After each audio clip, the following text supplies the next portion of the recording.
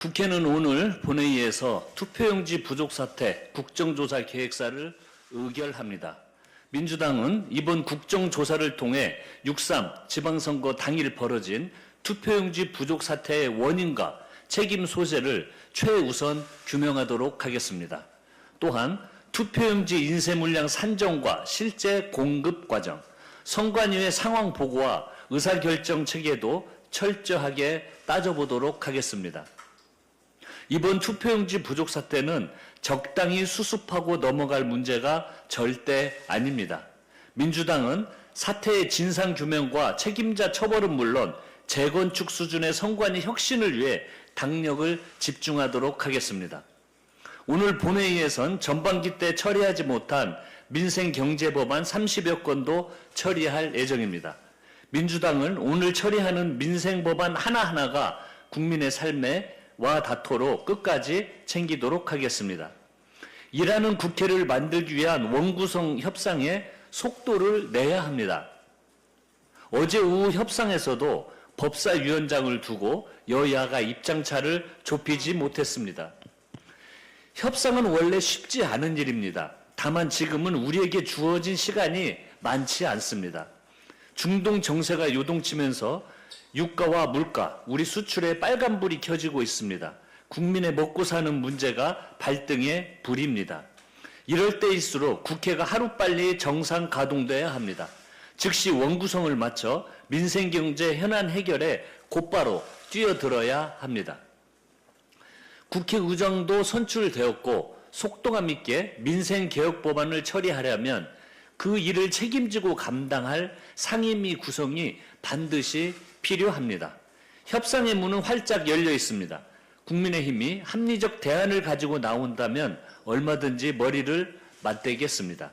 3기 원내대표로서 제가 받을 평가의 기준은 단 하나입니다.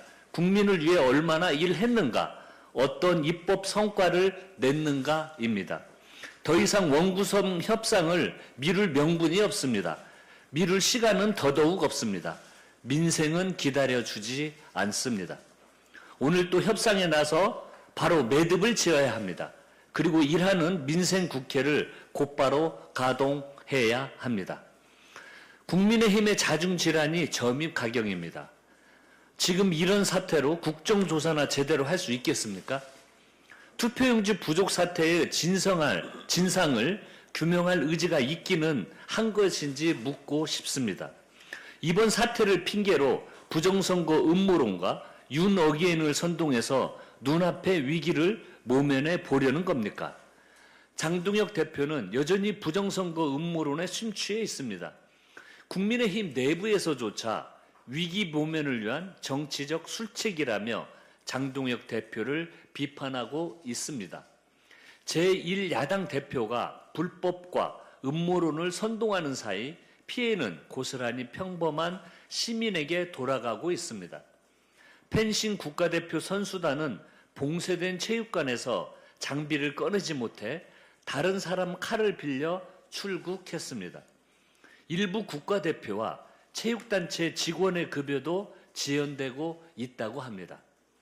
이런 문제 해결을 위해 민주당 천준호, 전용기 수석, 이무경 의원 등이 어제 현장을 찾았다가 부정선거, 재선거 구호와 빨갱이 나가라라는 막말을 들어야 했습니다.